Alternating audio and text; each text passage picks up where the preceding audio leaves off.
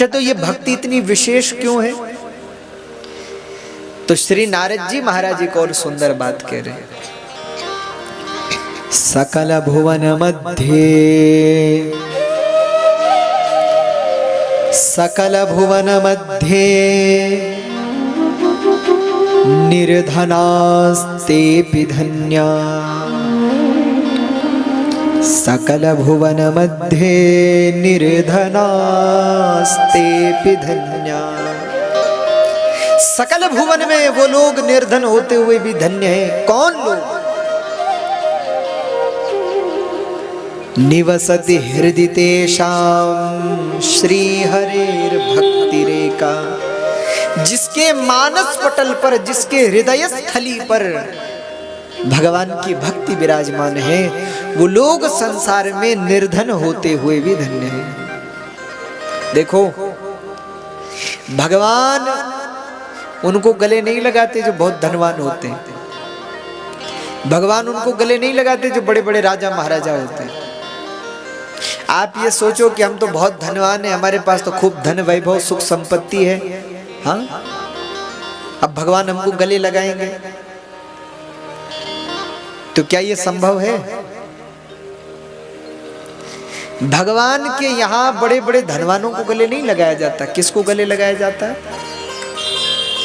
जिन लोगों के हृदय में सुदामा की तरह भक्ति है, जिन लोगों के हृदय में शबरी की तरह भक्ति है, जिन लोगों के हृदय में निषाद राज की तरह भक्ति है, उनको भगवान गले से लगाते हैं।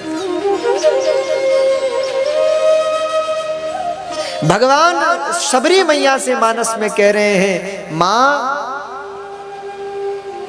जाति पाति कुल धर्म बड़ाई, इन सब से मैं नहीं मिलता। कोई बड़ी जाति वाला है, कोई बड़े कुल परिवार वाला है, कोई बड़े खानदान वाला है, कोई बड़ा धनवान है, कोई बड़ा ऐश्वर्यवान है, कोई बड़ा वैभववान है, तो जरूरी नहीं है कि मैं उसको मिलूंगा। तो किसी ने कहा कि आपको पाने के लिए क्या चाहिए? भगवान ने कहा, मैं तो एक ही चीज मानता हूं, सुन लो ध्यान से। भगवान कह रहे हैं, मैं ये नहीं देखता कि तुम किस कुल से हो, मैं ये नहीं देखता किस खानदान से हो, मैं ये नहीं देखता कि किस परिवार से हो, मैं ये नहीं देखता कि किस जाति से हो, मैं ये नहीं देखता कि किस जगह से हो, मैं ये नहीं देखता कि कौन हो। भगवान क्या देखते हैं? भगवान कहते हैं, मैं क्या देखता हूं? मानहु एक भक्ति कर नाता, मैं तो केवल भक्ति देखता हूं और भक्ति का ही रिश्ता मानता हूं और कोई संबंध नहीं मानता। हाँ।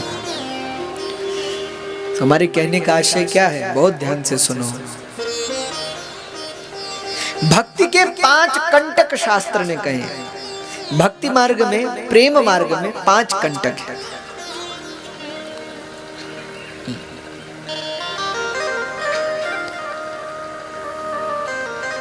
और उन कंटकों में एक कंटक अभिमान भी है।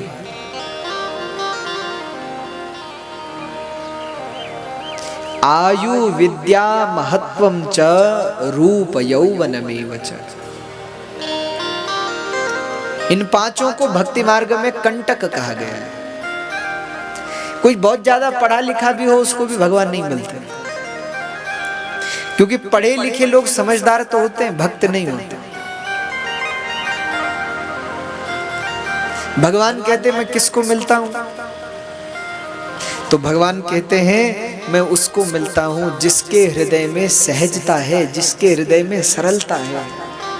निर्मल मन जन सो मोहि पावा, मोहि कपट छल छिद्र न भावा। अब कोई ये सोचे कि हम तो धनवान हैं, हमें भगवान जरूर मिलेंगे, हमें क्यों नहीं मिलेंगे? कोई ये सोचे कि हम तो बड़े कुल खानदान से, हम तो बड़े परिवार से हैं, हम तो बड़ी जाति से हैं, जाति से भगवान नहीं मिलते। श्रीमद् भागवत के 7वें स्कंद में श्री प्रहलाद जी महाराज भगवान नृसिंह की स्तुति करते हुए भगवान नृसिंह के सामने वाक्य कह रहे हैं। बहुत ध्यान से सुनने वाली बात है। भगवान से नृसिंह, भगवान से प्रहलाद जी कह रहे हैं, विप्राद्विषड्गुणयुतादरविन्दनाभ विप्राद्विषड्गुणयुतादरविन्दनाभ पादारविन्दविमुखाच्छ्वपचं वरिष्ठम। सुन लो, कहते हैं ऐसा कोई ब्राह्मण हो। कैसा ब्राह्मण हो? विप्राद्विषड्गुणयुतादरविन्दनाभ, 6 गुणों से संपन्न ब्राह्मण हो। ब्राह्मण में 6 गुण होने चाहिए। वेद ने, शास्त्र ने ब्राह्मण के लिए 6 कर्म कहे हैं। क्या क्या? वेद पढ़ना, वेद पढ़ाना, यज्ञ करना, यज्ञ कराना, दान देना, दान लेना, 6 कर्म हैं ब्राह्मण के। लेकिन प्रहलाद जी क्या कह रहे हैं? विप्राद्विषड्गुणयुतादरविन्दनाभ, कोई ब्राह्मण इन 6 गुणों से युक्त हो, ये 6 गुण उसमें हो, किंतु भगवान की भक्ति से विमुख हो, भगवान की भक्ति नहीं करता हो। 6 गुण तो हो, यज्ञ भी करता हो, यज्ञ करवाता भी हो, वेद भी पढ़ता हो, वेद पढ़ाता भी हो, दान देता भी हो, दान लेता भी हो, लेकिन भगवान की भक्ति उसके हृदय में न हो तो प्रहलाद जी कहते हैं स्वपचम वरिष्ठम, उस ब्राह्मण से श्रेष्ठ वह स्वपच है जो भगवान का भक्त है। स्वपच का मतलब आप जानते हैं? चांडाल। वो चांडाल उस ब्राह्मण से श्रेष्ठ है जो भगवान की भक्ति करता है। इसका अर्थ क्या है? इसका अर्थ यह है कि बिना भक्ति के मनुष्य कैसा है? जैसे शरीर तो बड़ा सुंदर हो लेकिन शरीर में प्राण न हो। अच्छा, शरीर में प्राण न हो तो शरीर किसी काम का है? बताओ। वेद एक बात और भी कहते हैं, शास्त्र बोले 4 चीजें पतित होने के बाद भ्रष्ट हो जाती हैं। क्या क्या? दंता, केशा, नखा, नरा। ये 4 चीजें जब तक अपनी जगह पे हैं तब तक पवित्र हैं, और अपनी जगह से गिर जाए तो भ्रष्ट हो जाती है। जैसे दंता, अब बोलो, दांत है, कितना पवित्र है। अरे हम अगर अपने दांत को छूते हैं तो पहले हाथ धोते हैं कि नहीं धोते? दांत पवित्र है, अपनी जगह है तो पवित्र है। और एक बार मुख से गिर के नीचे गिर जाए तो? अरे जिस दांत से भोजन करते हो, पवित्र मानते हो जिसको, लेकिन वही दांत अगर मुख से नीचे गिर जाए तो क्या उसको छुओगे? अरे महाराज कौन छुए? केशा, बाल है, सिर पर है तो महाराज हम दिन भर ऐसे लगे रहते हैं। हाँ, सिर पर बाल हैं तो बड़े सुंदर हैं, और यही केश गिर जाए, भोजन में पड़ जाए, भूमि पे गिर जाए तो फिर अपवित्र हो गया कि नहीं हो गया? जब तक सिर पर है पवित्र है, सिर से नीचे गिरा अपवित्र हो गया। नखा, नख है, हाथों में है, बड़े पवित्र हैं, लेकिन यही नख आपने काट लिए तो अपवित्र हो गए। और चौथा है नरा, यानी मनुष्य। मनुष्य जब तक जीवित है तब तक पवित्र है, और जैसे ही प्राण गए तो घर वाले कहते हैं जल्दी ले जाओ महाराज, जलाओ इनको, अब घर में नहीं रखना इनको। अरे किसी को आपने कहते सुना है कि इनसे हम बहुत प्रेम करते थे, इनको हम अपने पास ही रखेंगे, ये मर भी गए तो क्या हुआ, इनका शरीर अपने पास रखेंगे। तब तो दुर्गंध आने लगती है शरीर से। घर वाले भी कहते महाराज जल्दी जलाओ इसको, ज्यादा दिन घर में रखना ठीक नहीं, तुरंत जलाओ। इसलिए कहने का आशय क्या है? बिना भक्तिवान पुरुष, भले ही किसी भी जाति, किसी भी धर्म, किसी भी वर्ण का हो, लेकिन जिस व्यक्ति में भगवान की भक्ति नहीं है, ऐसा व्यक्ति वैसा ही है जैसे बिना प्राण का शरीर।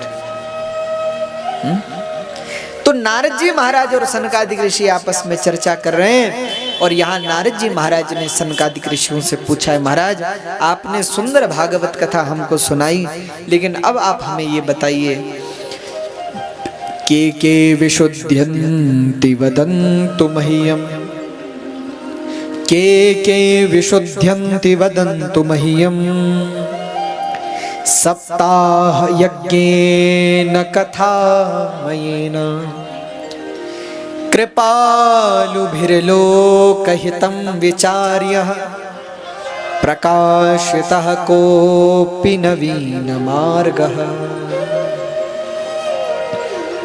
सनकादिक ऋषि कह रहे हैं के विशुद्ध्यन्ति वदन्तु मह्यम्।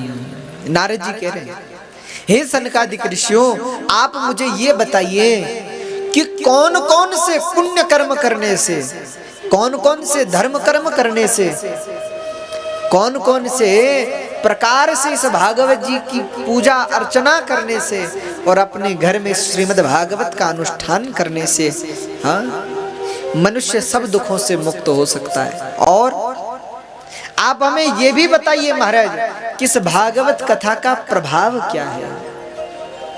सप्ताह यज्ञेन कथामयेन, इस सप्ताह ज्ञान यज्ञ से होगा क्या, कौन कौन से पाप मनुष्य के दूर होंगे, आप हमें बताइए। तब आज सनकादिक ऋषि बोले हैं, हे नारद जी, ये मानवा पाप कृतस्तु सर्वदा सदा दुराचार रता विमार्गगा क्रोधाग्नि दग्धा कुटिलश्च कामिना सप्ताह यज्ञेन कलौ पुनन्ति ते। जो मनुष्य जीवन पर्यंत पाप करता है, पापमय जिसका जीवन है, यदि वह भी भगवान की कथा को सुन ले तो वह भी पवित्र हो जाता है, पावन हो जाता है।